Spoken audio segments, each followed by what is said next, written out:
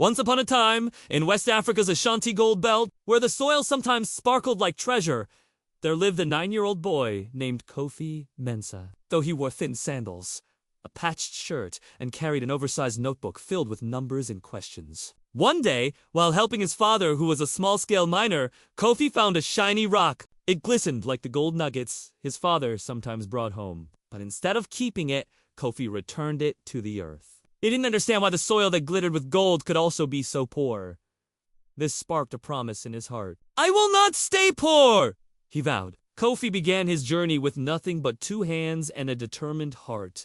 He carried water for miners, swept market stalls, and ran errands, saving every coin. When he had enough, instead of spending it, he turned his first earnings into capital money used to grow money. He bought old gloves and boots, cleaned them up, and resold them for a fair margin near the mines.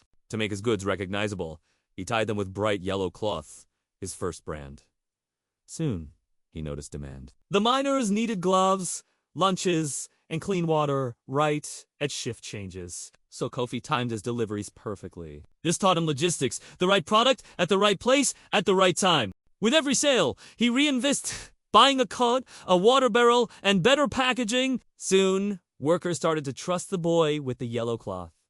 But Kofi was not only smart, he was kind. He refused to let children work in the dangerous gold pits. Instead, they helped with safe jobs like wrapping lunches or counting coins with AMA, his friend with quick math skills. Together, they lowered costs by buying in bulk and raised profit, the money left after expenses. As Kofi grew older, he mentored other young boys, teaching them the value of honesty and hard work. Guided by mentors like Baba Salif, the wise old prospector, and Mr. Boateng, the district officer, Kofi learned about risk management, permits, and contracts. At 18, he formed the Gold Heart Cooperative, making sure every worker had safety gear, fair wages, and school for their children. 2 years later, he owned licensed small mines, ran honest businesses, and built shelters and schools for the homeless. The people no longer called him just Kofi.